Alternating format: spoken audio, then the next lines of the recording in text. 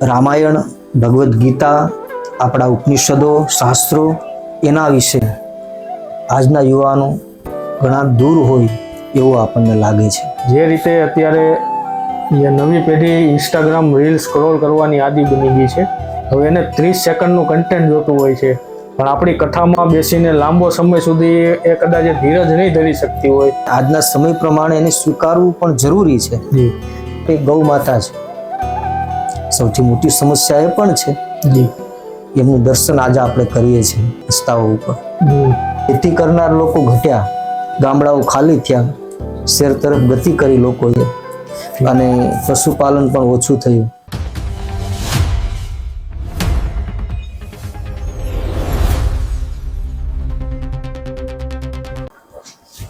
નમસ્કાર દર્શક મિત્રો, હાલમાં આખા વિશ્વની અંદર યુદ્ધની પરિસ્થિતિઓ છે, ત્યારે આપણી ભારતીય સંસ્કૃતિ પ્રમાણે આધ્યાત્મ તરફ જો લોકોનું ધ્યાન જાય તો આંશિક રાહત મળી શકે. એવા સમયની અંદર આપણી સાથે અત્યારે જોડાયા છે સંતરામ બાપુ, જેઓ પોતે કથાવાચક છે.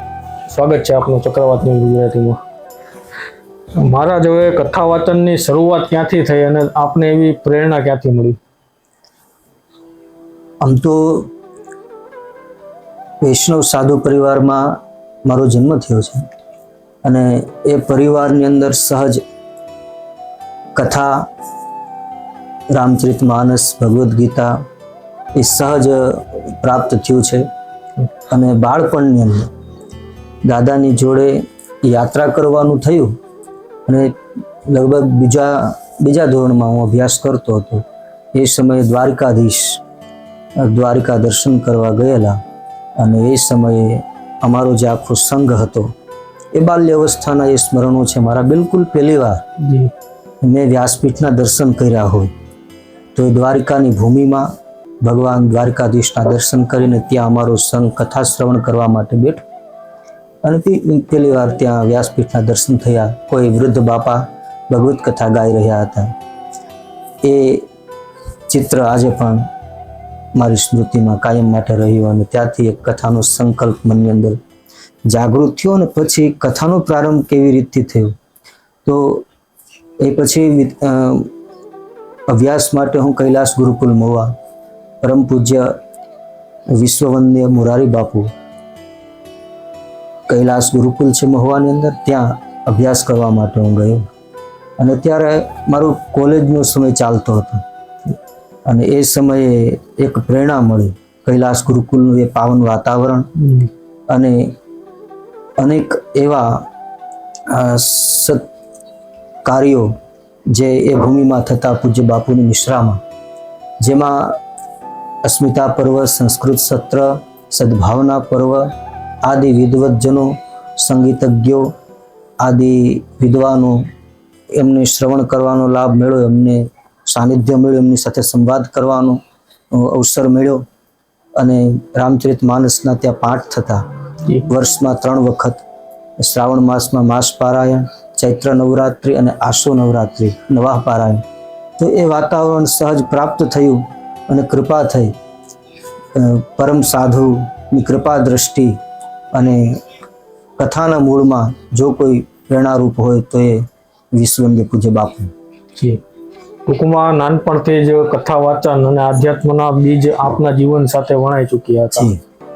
જી, ભાગવત કથા અથવા રામકથા ના માધ્યમથી સારા વિચારો આપણે લોકો સુધી કઈ રીતે પહોંચાડી શકીએ? રામ અને કૃષ્ણનું એ પાવન ચરિત્ર, માનવ રૂપે ભગવાને અવતાર ધારણ કર્યો, એ દિવ્ય ચરિત્ર રામાયણ અને ભાગવત એ સમાજને એ જ સંદેશ આપે છે, એક વિચાર આપે છે, સદવિચાર. અને આજે સમાજને સૌથી વધારે જે વસ્તુની જરૂર હોય તો એ વિચારોની જરૂર છે, સદવિચારોની. અને રામચરિત એ ભગવાન રામનું ચારિત્ર, એમનું ચારિત્ર એ આજે સમાજ માટે આદર્શ છે. સમાજ એ માર્ગે ચાલે. અને ભગવાન રામે બતાવ્યું જગતને. આમ તો ભગવાન રામના અનેક સદગુણો, કે જે અનંત સદગુણો છે જેની અંદર, એવું આપણા શાસ્ત્રોમાં વર્ણન છે. અને ભગવાન રામે એ માનવ લીલા કરી અને જગતને બતાવ્યું છે. પણ એક જો પ્રધાન ગુણ કહેવો હોય, જે માનવ જગતને સમગ્ર માનવ જાત માટે એક પ્રેરણારૂપ હોય તો એ ઉદાર ચરિતા નામ. ભગવાન રામનું જે ઉદારતા છે, જે વ્યાપકતા છે, એ ખૂબ જ પ્રેરણાદાયક છે કે ભગવાન રામ માત્ર કોઈ એક મંદિર પૂરતી સીમિત નથી. ભગવાન રામ એ વ્યાપક છે. અને રામચરિતમાનસ આપણા ગ્રંથો કહે છે એ વ્યાપક રૂપ જે છે એ જ સનાતન રૂપ છે. અને સનાતન એક એવું વૃક્ષ છે. રામ છે એ જ ધર્મ છે. રામ એ સ્વયં ધર્મનો વિગ્રહ છે. રામ અને ધર્મ જુદા નથી, તત્વતઃ એક છે. અને એ રામ ધર્મ છે અને સત્ય સમાન કોઈ ધર્મ નથી. ધર્મ ન દૂસર સત્ય સમાના, આગમ નિગમ પુરાણ બખાના. રામચરિતમાનસ માં ગોસ્વામીજીએ પણ કહ્યું છે તો સત્ય સમાન કોઈ ધર્મ નથી.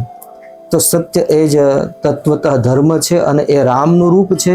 રામ છે એ જ સનાતન છે.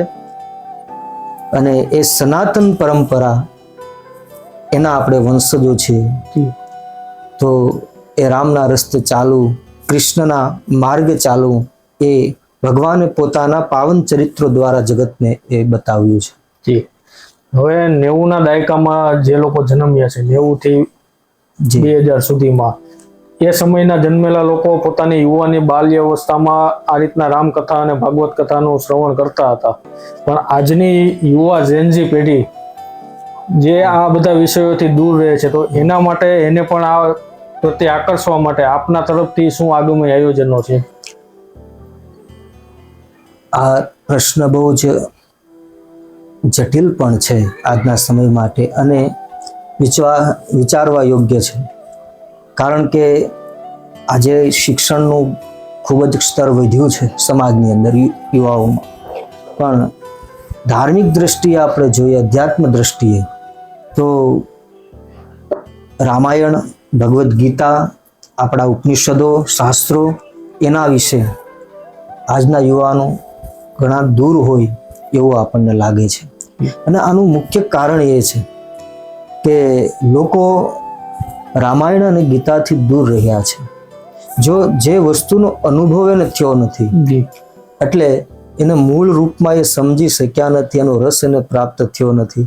એટલે ઘણી વખત એવું બને કે કોઈ પ્રોડક્ટ હોય અને એ પ્રોડક્ટ ઉપર ખૂબ જ સારું આમ સિમ્બોલ લગાવ્યો હોય, એની એડવર્ટાઇઝ કરી હોય, એનો પ્રચાર ખૂબ જ મોટા પ્રમાણમાં થયો હોય, પણ એની અંદર જે ક્વોલિટી હોય એ એટલી શુદ્ધ પવિત્ર ન હોય તો કદાચ એકાદી વખત વેચાઈ જાય, પણ એ કાયમ માટે એ ટકતું નથી બજારમાં. કોઈ સામાન્ય વસ્તુ જો ન ટકતી હોય તો આ તો સનાતન ધર્મ છે. અને આપણા વૈદિક શાસ્ત્રો, આપણા મૂલ્યો જે શાશ્વત છે એને ટકાવી રાખવા માટે સમાજમાં આપણા ધર્મ ગ્રંથો રામાયણ અને ગીતા એ કાયમ માટે સમાજમાં રહે, એ પરંપરા દ્વારા, બે પરંપરાઓ દ્વારા એ કાયમ માટે ટકી છે આજ સુધી.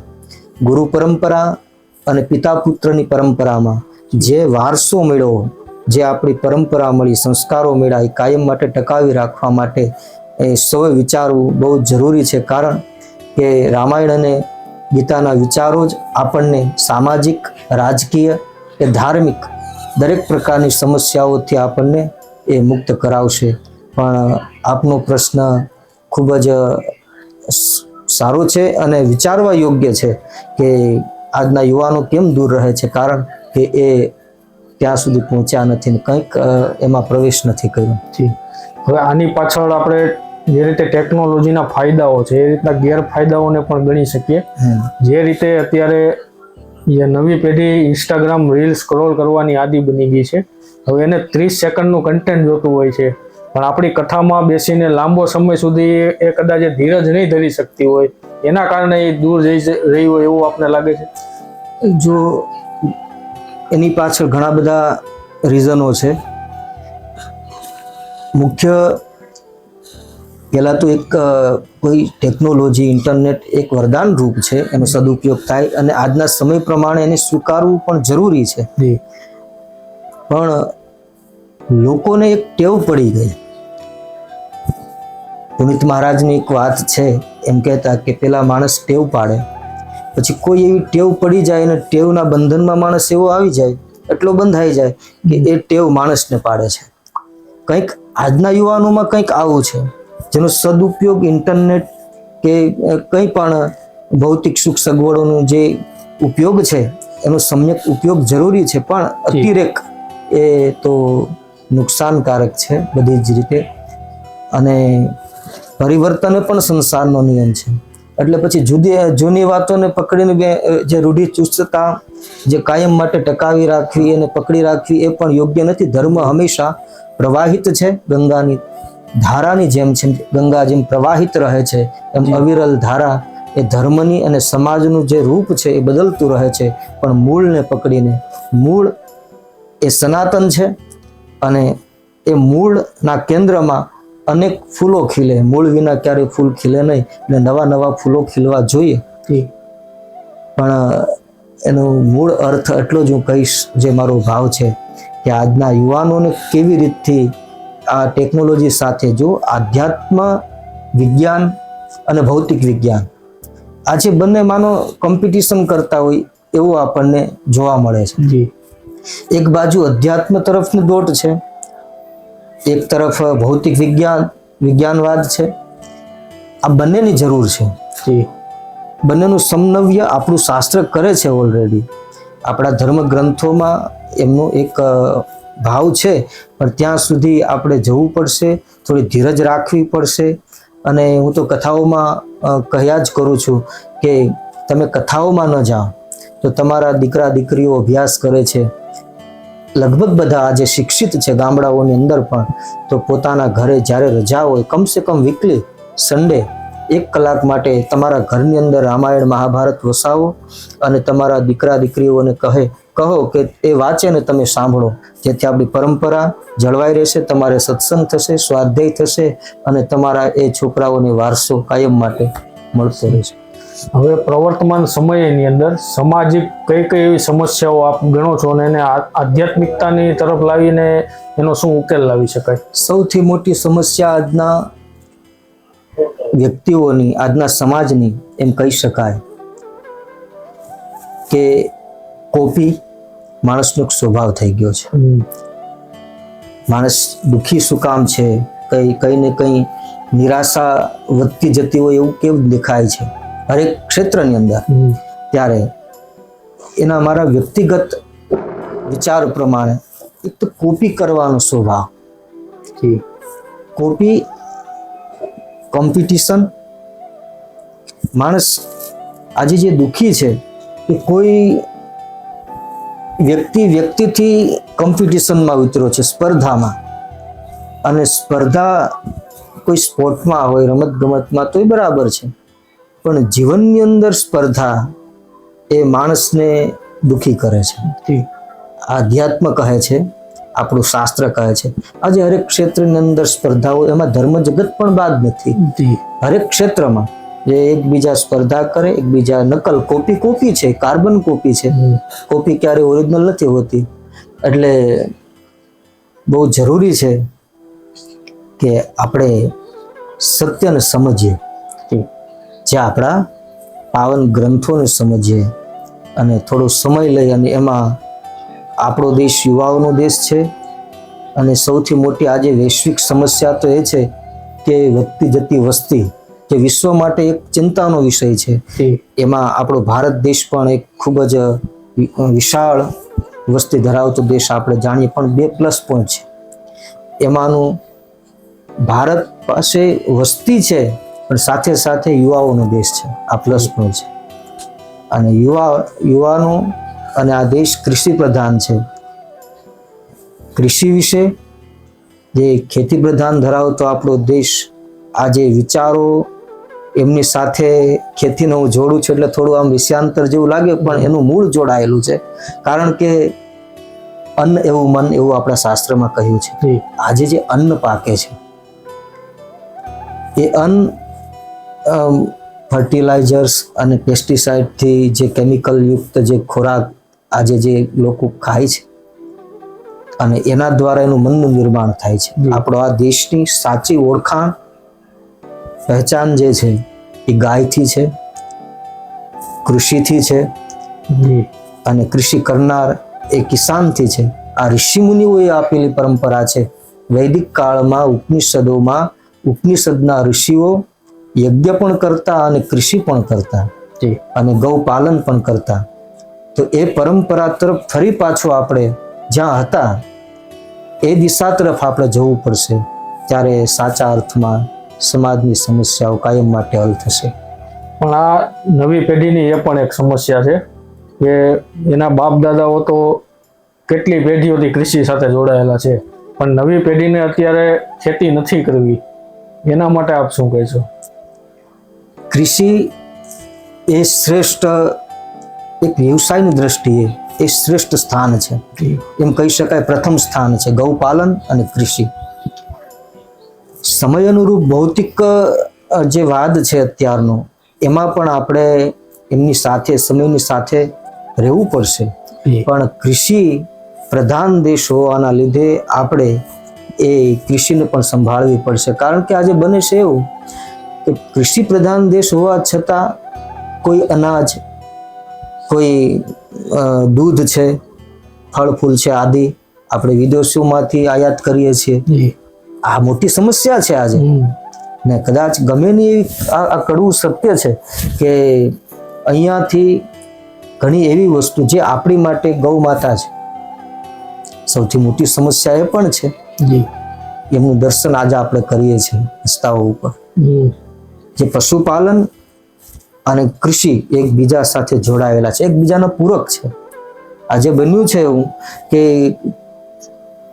ખેતી કરનાર લોકો ઘટ્યા, ગામડાઓ ખાલી થયા, શહેર તરફ ગતિ કરી લોકોએ, અને પશુપાલન પણ ઓછું થયું.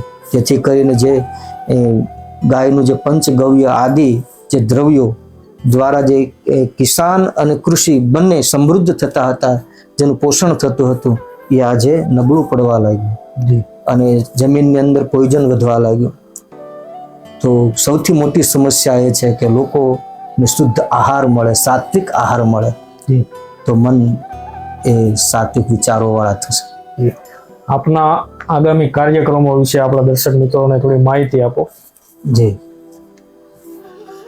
તો લગભગ 15 વર્ષથી ભગવાનની કૃપાથી વ્યાસપીઠના માધ્યમથી ગામડે ગામડે જઈ અને ભગવત કથા ગાવાનો અવસર પ્રાપ્ત થયો છે. અને એટલા વર્ષોથી નિરંતર ગુરુ કૃપાથી કથા ગાઉં છું. તેમાં એક સંકલ્પ કે કથા એ કોઈ માત્ર એક ધાર્મિક મેળાવડો નહીં, કથા એટલે કોઈ માત્ર રોજગારીનું સાધન નહીં. એવા શુભ સંકલ્પ સાથે મારી વ્યાસપીઠ એ સતત આ વિચારો, રામકૃષ્ણના વિચારો લોકો સુધી પહોંચાડવાનો સહજ પ્રયાસ કરું છું. જેમાં આજ સુધી કિશનભાઈ ક્યારેય શાસ્ત્રને મારી વ્યાસપીઠે વેચ્યું નથી. જે પ્રસાદ છે, ભગવાન મહાદેવનો પ્રસાદ છે, આ ભગવત કથા છે, એ પ્રસાદ ક્યારેય વેચાય નહીં. પ્રસાદ તો વહેંચાય, જે લોકો સુધી એ સદવિચારો રૂપી પ્રસાદ પહોંચે, એવા ભાવથી ભગવત કથા ગાઉં છું. અને આગલા સમયમાં પણ આવતી 25થી ભગવત કથા અમારે ઉનાની બાજુમાં એક ગામ છે વાવડા, ત્યાં થવાની છે. તો ઉનાની આસપાસના તમામ દર્શક મિત્રોને મારી નમ્ર અપીલ છે કે ઉનાની એ ભાગવત કથાની અંદર આપની હાજરી આપો અને મોટી સંખ્યામાં જોડાઈ અને ભગવત રસપાનનું પાન કરજો. હવે ટૂંક સમયમાં હમણાં હનુમાન જયંતિ પણ આવી રહી છે, તો એ વિશે પણ આપણા દર્શક મિત્રોને થોડી માહિતી આપો કે આધ્યાત્મિક રીતે કઈ રીતે આપણે એનો ભાગ લઈ શકીએ. શ્રી હનુમાનજી મહારાજ એ તો હરેક સનાતની, હરેક હિન્દુ ધર્મનું એ પ્રાણ તત્વ છે. કોઈ પણ દેવી દેવતાનો કોઈ ઉપાસક હોય, કોઈ રામ, કૃષ્ણ, શિવ, દુર્ગા, જેમાં એમના ઈષ્ટદેવ હોય એમને માનતા હોય, પણ હનુમાનજી છે એ બધાના આરાધ્ય છે, બધાના પ્રિય છે. એટલે હનુમાન ચાલીસાના પાઠથી લઈ સુંદરકાંડના પાઠ, રામચરિત માનસના પાઠ આજે ઘરો ઘર સુધીની પણ ઘટો ઘટ સુધી પહોંચ્યા છે. તો એ જોતા એવું લાગે, ચારો યુગ પર તાપ તુમારા, હે પર સિદ્ધ જગત ઉજિયારા. સતયુગ, ત્રેતા, દ્વાપર, કલયુગ, 4 યુગ છે. ચાર યુગમાં સમપ્રભાવ જે કોઈ દેવનો હોય તો એ શ્રી હનુમાનજી મહારાજનો છે. કારણ કે અજર અમર ગુણ નિધિ સુતો હોવું. શ્રી હનુમાનજી મહારાજ તો અજર અમર છે ને હનુમાનજીએ એમના પાવન ચરિત્ર દ્વારા જગતના યુવાનોને એક શુભ સંદેશ આપ્યો છે. જી હનુમાનજીનું ચરિત્ર સુંદરકાંડની અંદર રામચરિતમાનસના 7 સોપાન એમાંનું સુંદરકાંડ ચોથું સોપાન છે એ કિષ્કિંધા કાંડ છે. રામચરિતમાનસના 7 કાંડો બાલકાંડ, અયોધ્યાકાંડ, અરણ્યકાંડ, પછી કિષ્કિંધાકાંડ, સુંદરકાંડ, લંકાકાંડ અને ઉત્તરકાંડ 7 સોપાન છે. એમાંનું સુંદરકાંડ છે એ રામકથાનું સાર ગણવામાં આવે, જે હનુમંત ચરિત્ર જેમાં પ્રધાન છે. રાજેશ રામાયણી એમ કહેતા કે કિષ્કિંધા કાંડ છે એમાં વિચારો કરે છે. કિષ્કિંધા કાંડમાં વિચારો છે એટલે વિચારો ખૂબ કરે. લંકા કાંડ છે છઠ્ઠો કાંડ, એમાં વિચારો નથી કરતા, કર્મ જ કરે છે, કાર્ય કરે છે. પણ સુંદરકાંડ મધ્યમાં છે, એમાં વિચાર પણ છે અને કાર્ય પણ છે. એટલે કોઈ પણ શુભ કાર્ય માટે, સત્કર્મ માટે, શુભ પ્રવૃત્તિ માટે માણસે વિચાર પણ કરવો જોઈએ અને કાર્ય કરશું. વિચાર પૂર્વક, વિવેક પૂર્વક જો કર્મ થશે, કાર્ય થશે તો એ સુંદર કાંડ બનશે, એટલે એનું જીવન સુંદર બનશે. એટલે જીવનની અંદર વિચારોનું બહુ જ મહત્વ છે. યુવાવસ્થામાં યુવાનોના વિચારો ગગનમાં ઉઠતા હોય એક અવસ્થા છે, અને એ સમયે વિચાર, વચન એ વિવેકયુક્ત હોવા જોઈએ. શક્તિ, સામર્થ્ય આ બધું જ હોય, અને જો એમાં વિવેક ન હોય તો એ શક્તિ, સામર્થ્ય, સત્તા એ માણસને પોતાનું જ નુકસાન કરે છે, પોતાનો નાશ સુધી લઈ જાય છે. એટલે એ સમયે વિવેકની જરૂર પડે, અને એ વિવેક સત્સંગથી પ્રાપ્ત થાય. બિન સત્સંગ વિવેક ન હોય, રામ કૃપા બિન સુલભ ન સોઈ, એમ રામચરિતમાનસમાં કહ્યું છે. અને એ વિચાર ખૂબ જ મોટું કામ કરે.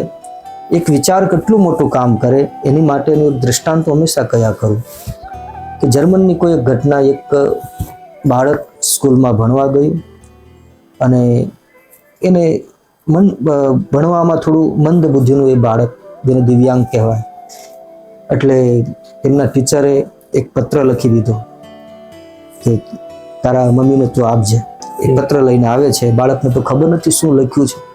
એમની માતાને આપે છે, એની માતા વાંચે, બાળક જોવે છે એની માની સામે કે આમાં શું લખ્યું છે. અને માએ વાંચ્યું કે તમારું બાળક ખૂબ જ ઠોઠ છે, ભણવામાં નબળું છે. અમારી સ્કૂલમાં કોઈ એવું ટીચર નથી કે એમને ભણાવી શકે, બીજા છોકરાઓનું ભણતર પણ બગાડે છે, તો તમે કોઈ બીજી સ્કૂલમાં એને એડમિશન કરાવી દો. પણ માએ વિચાર કર્યો કે આ નાનું બાળક છે, આના મનની અંદર અત્યારે આવું નકારાત્મક વિચાર ન અપાય, એટલે પોઝિટિવ વિચાર આપ્યો. કીધું, છોકરાએ પૂછ્યું કે મમ્મી શું લખ્યું છે પત્રની અંદર? તો કહે બેટા તું બહુ હોશિયાર છે, તારા માસ્તરે લખ્યું છે કે તું બહુ હોશિયાર છે, અમારી સ્કૂલમાં કોઈ એવા ટીચર નથી કે તને ભણાવી શકે, માટે તને કોઈ સારી સ્કૂલમાં બેસાડવાનું કહે છે. એ વિચાર, એટલો વિચાર બાલ માનસ ઉપર એટલો મોટો અસર કરી ગયો. અને પછી એમ કહેવાય છે કે એ પત્ર તો એમની માતાએ કબાટમાં મૂકેલું અને માતા ગુજરી ગઈ, ને પછી એ લીધું ને એ દુનિયાનો સૌથી મોટો વૈજ્ઞાનિક કહી શકાય, જેણે E=mc² નો સિદ્ધાંત સાયન્સમાં આપ્યો, એડવાન્સ સાયન્સમાં, અલ્બર્ટ આઇન્સ્ટીન. એ દુનિયાનો મોટો વૈજ્ઞાનિક બન્યો. અને પોતે પણ એ આત્મકથામાં પોતાને ડાયરીમાં લખે છે કે મારી માએ ત્યારે એ બાલ્ય અવસ્થામાં જો મને એ આશા ન આપી હોત, એ ઉર્જા ન આપી હોત, એક શુભ વિચાર ન આપ્યો હોત, તો કદાચ અલ્બર્ટ આઇન્સ્ટીન ન હોત. તો અત્યારે રજા લઈએ. ખૂબ સરસ વિષય સાથે આપણે લાંબી ચર્ચા કરી છે, અને આપને એવી શુભેચ્છા પાઠવીએ છીએ કે આવનારા સમયમાં પણ આપની કથાઓના માધ્યમથી લોકોને અને યુવાનોને એવા સંદેશ આપો જેથી એ આધ્યાત્મ તરફ દોરાય અને દેશના ભવિષ્યને ઉજળું બનાવવામાં પોતાનો સિંહ ફાળો આપે. એની સાથે આપની રજા લઈશું. આભાર. જય શ્રી રામ.